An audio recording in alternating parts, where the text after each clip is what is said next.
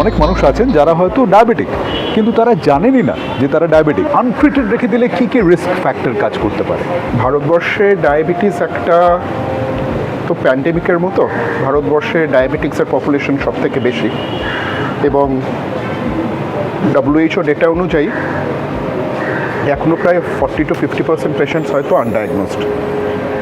এইটা ভয়ঙ্কর, এবং লেট ডায়াগনোসিস হওয়াটাও খুবই সমস্যার, কারণ বহু ক্ষেত্রেই আমরা যেটা দেখতে পাই, যতদিনে ডায়াবেটিসটা ডিটেক্টেড হলো ততদিনে হয়তো এন্ড অর্গান ড্যামেজ, মানে যে অর্গানগুলো ডায়াবেটিসের থেকে ক্ষতিগ্রস্ত হতে পারে, যেমন কিডনিস, যেমন চোখ, নার্ভ, এছাড়া হার্টের ওপরে প্রভাব পড়া, ব্রেনের উপরে প্রভাব পড়া, এই সমস্ত কিছুর কোনো একটা কমপ্লিকেশন নিয়ে পেশেন্ট যখন প্রেজেন্ট করলো, তখন আমরা বুঝলাম যে না, পেশেন্টের আগে ডায়াবেটিস ছিল এবং সেইটা এতদিনে ডিটেক্টেড হলো।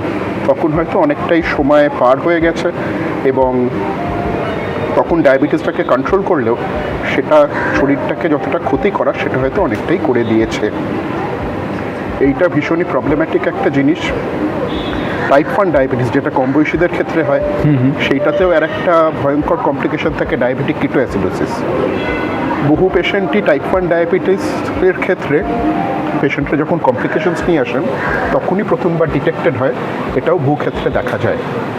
তাই জন্য আনডায়াগনোস ডায়াবেটিস বা ডিলেড ডায়াগনোসিস অফ ডায়াবেটিস এটা যথেষ্ট কমন একটা এন্টিটি, খুবই বিপজ্জনক। খুবই বিপজ্জনক, এবং গভর্নমেন্টের দিক থেকে, WHO দিক থেকে ভীষণভাবে চেষ্টা করা হচ্ছে যাতে স্ক্রিনিং টেস্টগুলো করা যায়।